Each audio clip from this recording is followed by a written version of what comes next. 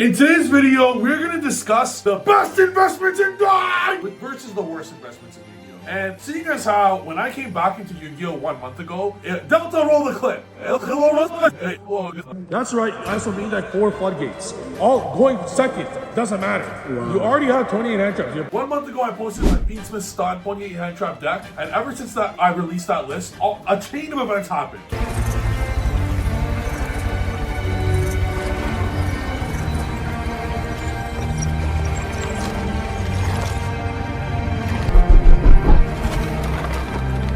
Ten people take Fiendsmith Stun to YC's below 9 top. I'm gonna talk my shit a little bit, okay? Everyone's copying my decks to the beginning of time.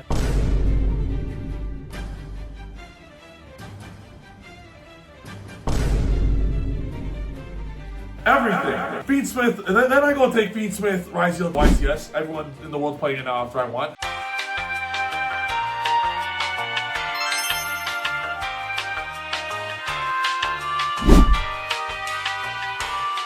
And then I played Fiendsmith 10 by everyone's playing that. And now, Engraver went from $50 to 150 USD. Soon to be 200. So I feel that I am inclined to create a video here to tell you what is the best investments in Yu-Gi-Oh! At the moment that will stand the test of time and will always be high value forever. For those who don't know me, I'm a YCS champion with Fiendsmith, and you're reigning YCS champion. So let's get started. Before we do, make sure to go check out the comments down below. And I want you to comment right now which ones you agree on and which videos you want to see next. Additionally, check out the Ryzeal Fiendsmith Masterclass where I can train you guys one-on-one or 10-on-1. Or if you guys want the one-on-one coaching, a little more pricey, but check that out as well. And every single Trif gaming playmat ever released in history is back on the website, so go check that out. All right! First things first, the #1 best investment in all of Yu-Gi-Oh! Bar none. This is not even close. Bar none is yourself. It's not even debatable. My lats are so big I can barely fit through doors. Now, the reason I say yourself is Yu-Gi-Oh! Is just a game. It's my job, sure, but Yu-Gi-Oh! Is just a game. It's incredibly fun, but if you don't have your health in order, your job in order, your life in order, if you haven't spoken to a female in the last 3 years, then maybe you're playing a bit too much Yu-Gi-Oh! If you can't see your belt because your belly's so big, maybe invest in a trainer before investing $5,000 in a bunch of hand traps that are QCR. I don't know. So first things first, invest in yourself. Once your life is in order, once your work is in order, your grind is in order, your career's in order, your family's in order, your relationships are in order, and you have a great life all around, then happily invest in Yu-Gi-Oh! First things first that I'd recommend after you invest in yourself, that's #1. #2, it's Ryzeal. Ryzeal just came out. Twins of the Eclipse is coming out. Ryzeal is not getting banned for like 8 months. Bro, it's probably gonna be there at next. It's one of the most safest. Like, you could get Ryzeal right now and the cards will stay intact, their value, for an extremely long time. There's just no way around it. If you want a strong investment, as in cards that will stand or increase in value from now, but for sure stand in value because they're not going to get banned because it just got released, it's Ryzeal. And that leads to the next one, which is Maliss. These cards just got released and are only going to get stronger in new sets. Ignister cards make Maliss much stronger when that gets released, and they just got released and are getting banned, and clearly they're deck 1 and deck 2, very evidently. Now, I do think Fiendsmith cards are much stronger than Ryzeal,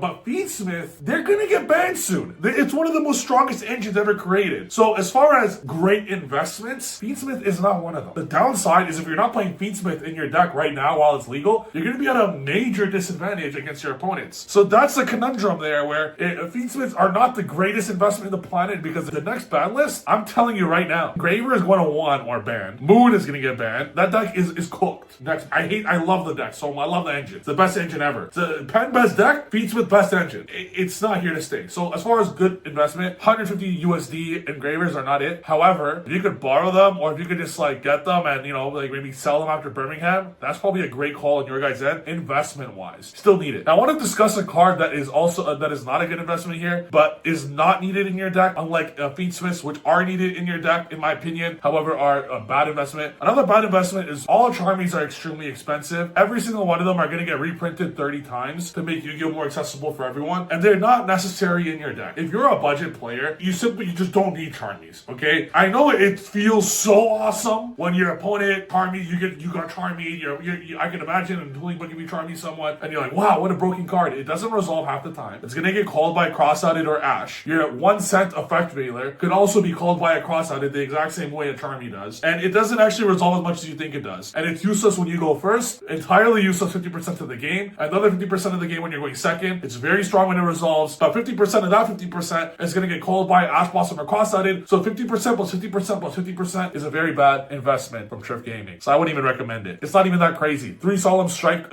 might be better than cross-out anyways. Even if your deck gets absolutely clapped to that card, you can always play cards like Thrust instead. I don't even know what Thrust is worth right now, but that's a good investment because Thrust is incredible. Thrust can get you Talons, which is an absolute game breaker in this whole format. Additionally, it can get you Sanctum to obliterate Maliss, which is going to be around forever, or to get DDG, which will eliminate Fiendsmith forever while it's around, or get D-Barrier to destroy Ryzeal, or Ritual, like Mitsurugi, which leads to a next wonderful investment for you guys right here. Mitsurugi cards are real. They are very good, and they are TCG exclusive, which means the OCG, which by the way are the worst deck builders in the universe. Sorry OCG, you guys all suck. If I had Electron Liga right now, I'd be a world champion. You guys suck. I'm gonna go to Japan and defeat you all. Anywho, aside from that point, Mitsurugi is not even remotely discovered yet how powerful the deck is. It half plays and auto wins, even when it half plays. If it could get some of the reptile rituals out, it's almost GG immediately. And that deck is so TCG exclusive with only 1 wave of support so far. Every TCG exclusive gets multiple waves of support, and the second wave of support is always the most broken wave of support for all TCG exclusives. Hence, Mitsurugi's second wave of support is going to be game changing because the first wave of support is already broken. So with the first wave of support being incredible, imagine the second wave of support, which is always more incredible than the first wave in all TCG exclusives. Mitsurugi is probably the best investment you could probably have in all of Yu-Gi-Oh right now because those cards are going to be released as 2 cents. However, when that second wave comes out and someone discovers it, you guys are going to be, it's like getting Bitcoin when it was $1. That's what I thought. Next, another amazing investment in Yu-Gi-Oh. If you guys haven't done it already, get every single hand trap in the game. It goes without saying. These cards are evergreen. There will almost never be a format where you won't want Ash Blossom in your deck or Infinite Impermanence in your deck. If you're running hand traps in your deck, there won't be a format where you're not running 18 hand traps anyways. And if you just have to play breakers, then get the breaker staples. Get all hand trap staples, get all breaker staples. If you go to any vendor that's your homie, be like, listen, I want a playset of Ash Blossom. I want a playset of Valor, of Nibiru, of Imperm, of Gold Soaker, whatever. Of every hand trap. Give me a playset of Talents. Give me a playset of Thrust. Give me a playset of Metaltronics, of Droplets, of Econ. And give me a deal. Because I'm your boy. You're gonna get a great deal. Maybe challenge him to an arm wrestle. Be like, if I win, I get like $20 off, you know? Haggle a little bit. Be like, $5 less.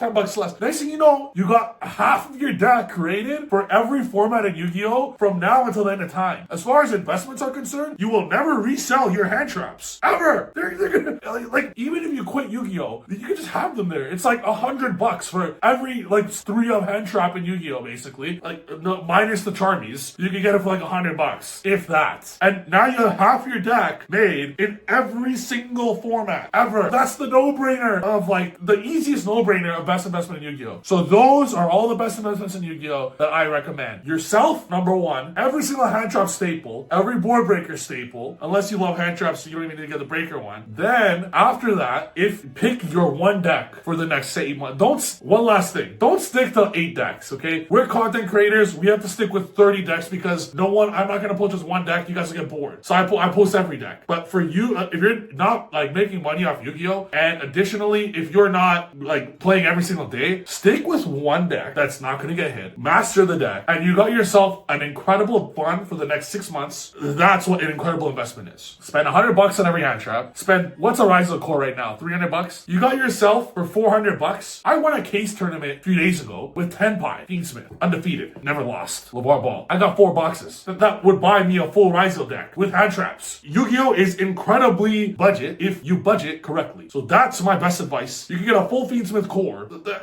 One more thing. Let's say you have a pet deck. I love Pendulum just as much as the average person loves Pendulum. I have my pen deck. That deck's never leaving. I will never sell my pen deck. I have every pen card ever made just sitting there. Luckily, pen cards are about 3 cents each. So if you guys want to build a pet deck, you could build a pet deck in Yu-Gi-Oh! For like $50. Pure 10 pie is probably $50. Build a pet deck.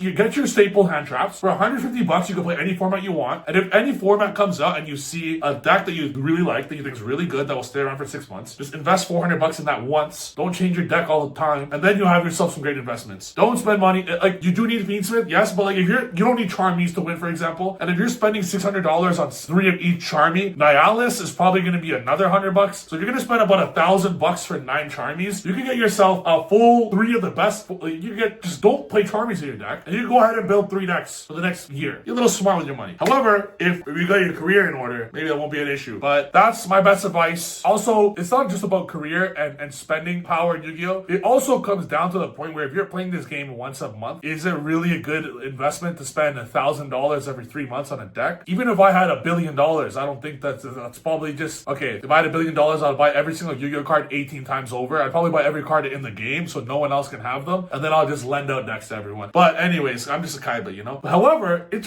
not the best investment to spend a rack every 3 months on a new deck if you're only going to play once a month. So also keep that in mind as well. How often are you going to be playing? You should keep that in mind with how much you're spending on the game. But I think a safe thing to do is buy every single staple. It's going to be in your deck, trust me. Back then, a decade ago, everyone had torrential tributes and bottomless. The new staples are hand traps. Get every staple, get talents and thrusts, etc., etc. And then just pick your favorite deck of the next 3 to 6 months that you don't think will get banned. Ryzeal and Maliss and Mitsurugi are 3 incredible decks to choose. Tenpai as well, but Lubellion's what, $20? Who gives a shit? You can put striker cards in there and it's fine. If you have the Fiendsmith cards, great. If you want to play Fiendsmith at a budget price, just play 2 Engraver, 1 Tract, 1 Lacrima, 1 Lurie. Post side deck, that's what it is for me anyways. You just don't have to side out anymore. If you want to play Ryzeal on budget, run 1 duo, 2 detonator, 1 duo, 2 axe, 2 sword, 3 bonfire, 3 ice. That's nothing. So what, $200? Easy. And that's going to stay along forever. If you want to play Ryzeal Fiendsmith, you can do that too. Just play those ratio I just said, and then you got yourself Ryzeal Fiendsmith. Whole side deck. You don't need the full engine. Throw 3 Lubellions in there, you're good. So that's the video on what I believe is the best investments in Yu-Gi-Oh! Right now. Side notes, Blue Eyes cards will be good, obviously, because it's a pretty good deck coming out soon. Primate cards are going up quite a lot. However, I don't see them being meta contender. I would rather you guys stick with Ryzeal, Maliss, or Tenpai, which I firmly believe are the 3 best decks this format, and the next 6 months, basically. Even next ban lists, these are going to be the best decks. And Mitsurugi. These 4 decks, in my opinion, for the next 2 ban lists, will be the best decks. So why not pick, like you're about 2 to 3 formats ahead. Like, don't play a deck because it's cheap. Don't play a deck because it's, play a deck that is good now and then. But if you want best investment deck, and you can only spend, let's say, $300, $400 on a deck, you build Ryzeal, Maliss, Mitsurugi, or Tenpai. However you want it, and then when the balance come out, you structure accordingly, and you just have your staples to switch. That's the video. Hope you guys like it. As always, like, comment, subscribe, and comment on what videos you want to see next. Also, check out the Trif Gaming play mats. And if you guys want to know how I got jacked, it's by playing Pendulum. And additionally, check out the one-on-one coaching, where the one-on-one coaching is just me flexing at you like this for 1 hour and saying, give me $100,